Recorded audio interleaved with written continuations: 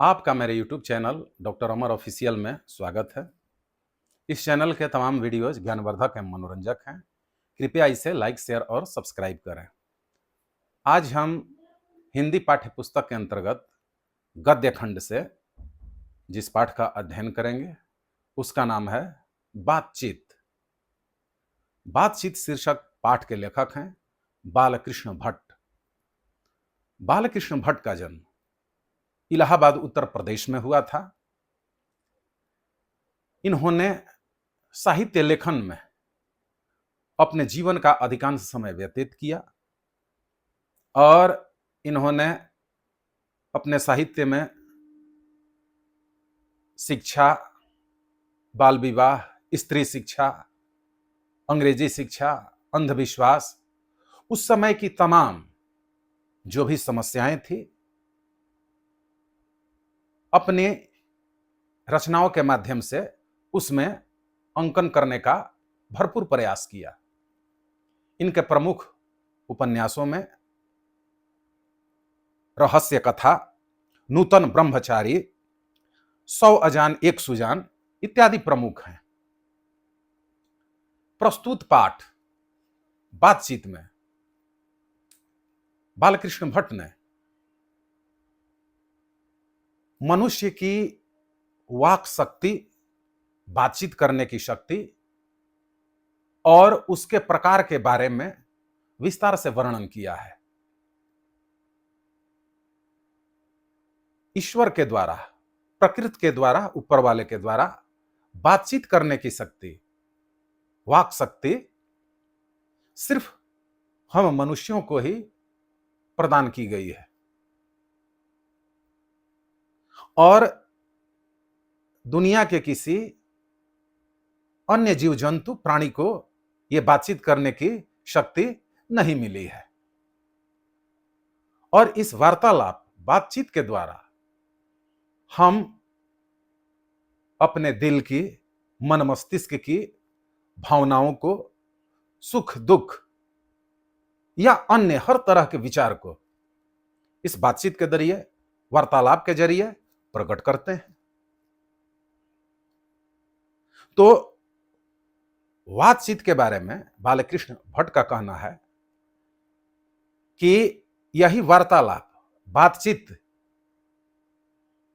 वो माध्यम है जिससे हम एक दूसरे से रूबरू होते हैं और हमारा साक्षात्कार भी होता है।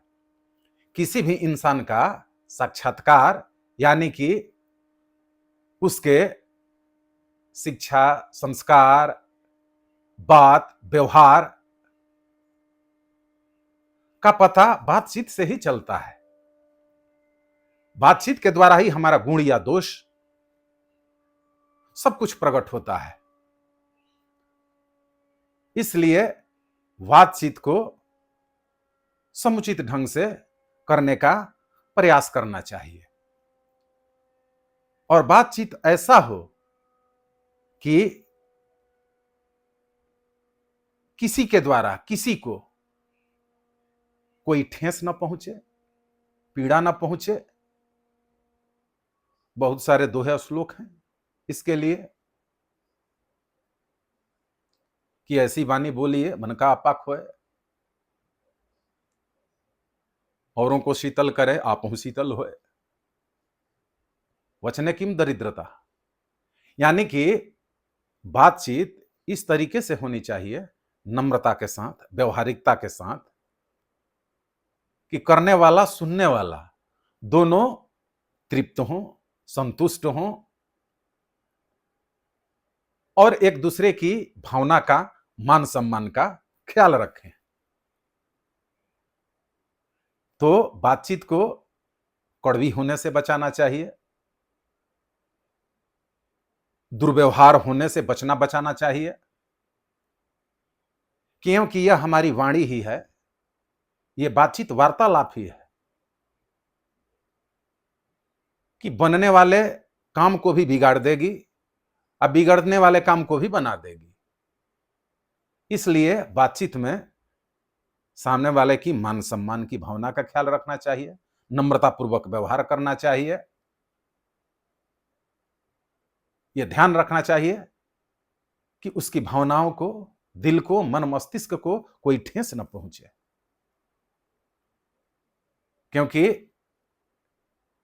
भर जाता है गहरा घाव जो बनता है गोली से, पर वो घाव नहीं भरता जो बना हो कड़वी बोली से। तो बातचीत इस ढंग का होना चाहिए कि करने वाला सुनने वाला दोनों संतुष्ट और खुश हो सकें। कड़वे वचन का त्याग करके मधुर वचन का प्रयोग करना चाहिए। फिर बालकृष्ण भट्ट बातचीत के होने वाले प्रकार का वर्णन किए हैं। जहां जैसा समाज रहेगा, जिस आयु के लोग रहेंगे, जिस काम को करने वाले लोग रहेंगे, सामान्यतया बातचीत भी उसी प्रकार की होगी। अगर बूढ़े लोग एकत्रित हो जाएं, बुजुर्ग हमारे, तो आमतौर पर बातचीत की और उनकी चर्चा का एक ये भी सामान्यतया केंद्र बिंदु रहता है कि वे अपने जमाने की बात को, उस समय की चीजों को, रीति रिवाजों को वे बढ़ चढ़ के बखान करेंगे, प्रशंसा करेंगे और आज की नई पीढ़ी के बारे में, उनके कार्यकलापों के बारे में, आज के समय को वे कोसेंगे, उससे कमतर आंकेंगे। वैसे ही दो बुजुर्ग महिलाएं, बुढ़ी औरतें एक साथ एकत्रित हो जाएं, तो लेखक का कहना है कि आमतौर पर एक ये भी चर्चा का बिंदु होता है कि वे अपनी बहू या बेटे की कमी का रोना रोएंगे, उनकी निंदा करेंगे, उनकी कमियों को उजागर करेंगे। ऐसे ही अगर जुआ लड़के या लड़की एक साथ एकत्रित हो जाएं, तो वे अपने समय के अनुसार कुछ अपनी पढ़ाई की चर्चा करेंगे, तो कुछ मस्ती मजाक की चर्चा करेंगे। अगर व्यापारी एक जगह एकत्रित हो जाएं, तो वे लोग अपने व्यापार के बारे में विशेष वर्णन करेंगे। कृषक लोग एकत्रित हो जाएं, तो अपने खेती किसानी, तत्कालीन मौसम के बारे में, पैदावार के बारे में, खेत खलिहान के बारे में, बाग बगीचे के बारे में बहुत सारी चर्चा करेंगे। राजनीतिक लोग एकत्रित हो जाएं, स्वाभाविक है कि वहां राजनीति पे चर्चा छिड़ जाएगी। तो इस तरीके से लेखक ने बातचीत की तरह तरह की भिन्नताओं के बारे में प्रकाश डाला है और यह भी दर्शाया है कि यह बातचीत करके ही इंसान अपने भीतर के उद्गार को, मन की भावनाओं को व्यक्त करके अपना मन हल्का कर लेता है। खुशी का क्षण हो तो स्वाभाविक है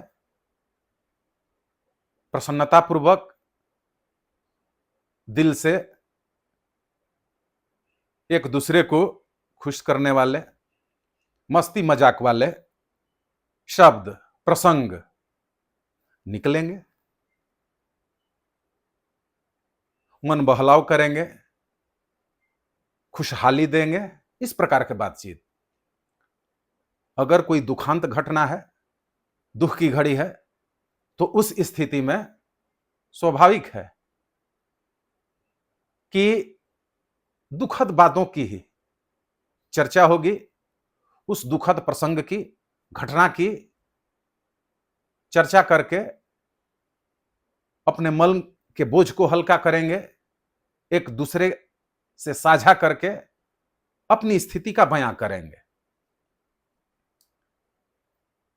तो बालकृष्ण भट्ट ने इस प्रकार से बातचीत के द्वारा इंसान के जीवन में होने वाले परिवर्तन को दर्शाया है। वरना इंसान भी लाखों साल पहले जंगल में अन्य जंगली जानवरों की तरह ही रहता था।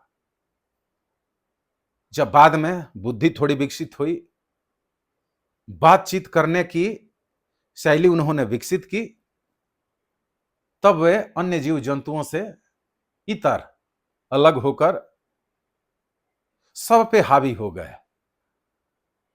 बड़े से बड़े जानवर पर भी नियंत्रण रखना मानव के मन मस्तिष्क तीव्र बुद्धि का ही कमाल है